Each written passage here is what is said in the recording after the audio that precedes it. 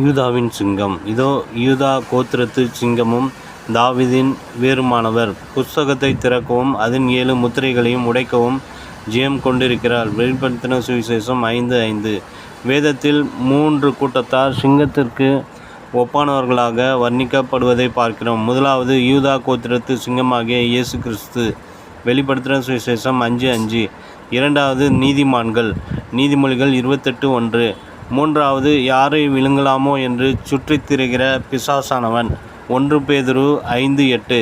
பிசாசானவனை வேதம் சிங்கம்போல் என்று சொன்னாலும் அவன் சிங்கத்தைப் போல தைரியமுள்ளவன் அல்ல. வேதம் சொல்லுகிறது, ஆகையால் தேவனுக்கு கீழ்ப்படிந்திருங்கள், பிசாசுக்கு எதிர்த்து நில்லுங்கள், அப்பொழுது அவன் உங்களை விட்டு ஓடிப்போவான். யாக்கோபு 4:7. பிசாசு பயந்த சுபாவம் உள்ளவன், ஏற்கனவே தோற்கடிக்கப்பட்டவன். கிறிஸ்து சிலுவையிலே அவனுடைய தலையை நசுக்கினார்.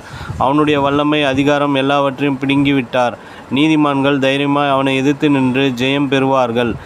அவன் பிரச்சனைகளை கொண்டு வரும்போது நாம் அவனை எதிர்த்து நிற்க வேண்டும். போராட்டங்கள் வரும்போது, எதிர்ப்பு பெருகும் போதும் சோர்ந்து விடக்கூடாது. ஆபத்து காலத்திலே நாம் சோர்ந்து விடுவோமானால் நாம் பலன் குன்றினவர்களாய் போவோம். சிலர் பல்லி, கரப்பான் போன்றவற்றுக்கு பயப்படுவார்கள். நீங்கள் சுண்டெலி அல்ல. சுண்டெலிதான் அங்குமிங்கும் பயந்து ஓடி ஒளிந்து கொள்ளும். நீங்கள் சிங்கங்கள். யூதா கோத்திரத்து ராஜா சிங்காசனத்தில் உங்கள் அருகில் வீற்றிருக்கிறார். தைரியமும் ஊக்கமான ஜெபமும் உங்களை பலப்படுத்தக்கூடியவை.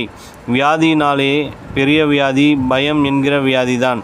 சிலர் தோல்வியான எதிர்மறையான வார்த்தைகளை பேசி நோயாளிகளை பயமுறுத்துவார்கள்.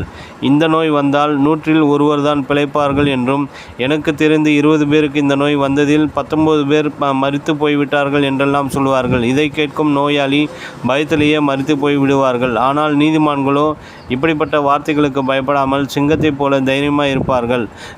பேதுருவும் யோவானும் பேசுகிற தைரியத்தை ஜனங்கள் கண்டு அவர்கள் படிப்பறிவு அற்றவர்கள், பேதமையுள்ளவர்கள் என்றும் அறிந்தபடியினால் ஆச்சரியப்பட்டு இவர்கள் இயேசுவுடனே கூட இருந்தவர்கள் என்றும் அறிந்து கொண்டார்கள். பேதுருவின் தைரியத்தின் இரகசியம் என்ன? அவர் இயேசுவோடு இருந்தவர் என்பதே.